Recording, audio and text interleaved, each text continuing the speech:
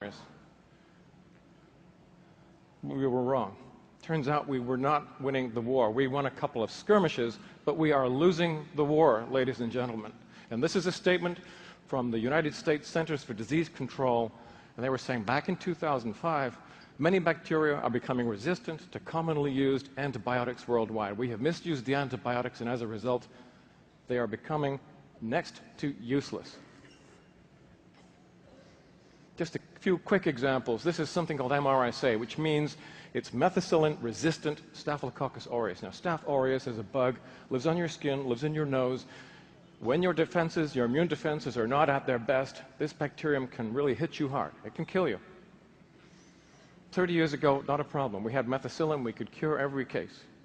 But now, what this graph is showing you is that in those countries marked red, over 50% of all cases of this particular bacterium are resistant. And they are becoming resistant to antibiotic after antibiotic after antibiotic. It's so serious now that some of my specialist colleagues, my medical microbiologist friends, when they get sick, if they require surgery, they say, don't take me to the hospital. I would rather be treated at home. Hospitals are just too dangerous. And when these bacteria become resistant, they travel around the world real fast. And this is a particular case. It was a consultant microbiologist who's a friend of mine. He picked up this particular resistant strain of pneumococcus, which is a bug that causes lung infections, in Spain. And within 12 months, that same resistant bacterium had spread all around the world. It had become a global problem. We are losing the war, ladies and gentlemen.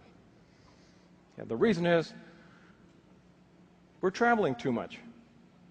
Air travel, large numbers of people jetting around from continent to continent, taking these dangerous, resistant strains of bacterium with them. And some of these bacterium, some of them, they might not cause symptoms originally. So I could have gotten on a plane last night in Johannesburg or Berlin. I could have picked up a lethal new strain of plague, bacterium or virus. They're not going to pick that up at the customs, at the airport, because I don't yet have the symptoms. But I might be coughing up that bacterium right now. I could be infecting this entire auditorium. You don't know. That's the worst case. I can assure you I'm healthy. I'm not bringing you the plague, not today anyway. But we are very, very vulnerable, and we are vulnerable in a way that we have never been before because of this kind of mass transit. And it's not just people. The mass transit of goods. Food, for example. This is a typical shopping basket.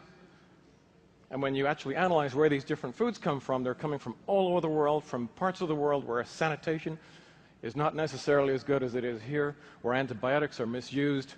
You are bringing all kinds of unwanted microbiological visitors into your home every day you go to the store. You can't close the borders to these kinds of problems. They affect all of us. Just to make life a little more interesting, I don't know if any of you know this, but 2 weeks ago, the Environmental Protection Agency issued a statement about a new and exciting group of infections which are called zoonotic diseases. Now, I'm sorry about the terminology. All that means is these are diseases that we acquire from animals, and malaria is one. But since 1960, we have seen 400 new diseases entering human clinical medicine. So, for example, HIV. That didn't exist before 1965. SARS, which you remember, it blew out, but we'd never seen SARS before. Bird flu and swine flu, new diseases. Hantavirus, West Nile virus, and in fact, since 1990, we have seen, I'm sorry about that. Since 1990, we have seen over 40 new diseases emerging. And the reason for this is increasing numbers of people. Increased urbanization, large numbers of people moving into parts of the world where we haven't lived before and coming into contact with new animal species, coupled with climate shift, coupled with increased human transit. These diseases are entering the human population in a way that we have not seen before. We have no defenses against them because our antibiotics are beginning to give up the ghost. This is a guy called George Post. He's a professor at the unit of biodesign at the University of Arizona, a very senior microbiologist. And this is a statement he issued in 2005. The age of infection control is coming to an end. By 2010, antibiotics will be effectively useless.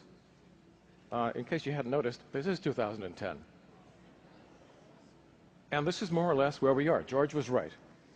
So how did we ever survive? How did the species survive? Well, if you have a good immune system, that will keep you safe most of the time. And this is a picture of Kalahari Bushmen. They're standing in here for early man.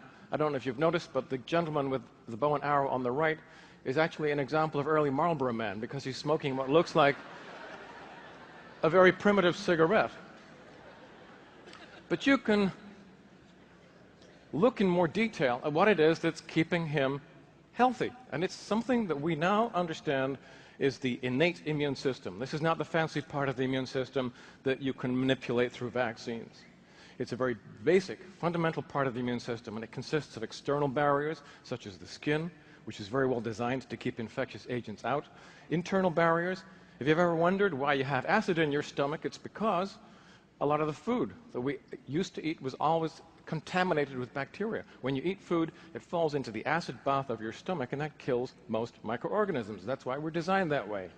And then you have a very interesting and very aggressive population of immune cells which roam around your body looking for anything that doesn't belong there, a bacterium or a virus, and they are designed to seek and kill, to hunt it down and to destroy it. And they look like this. This is a macrophage running around the body looking for bacteria and eating them as soon as it finds them. A neutrophil doing the same thing.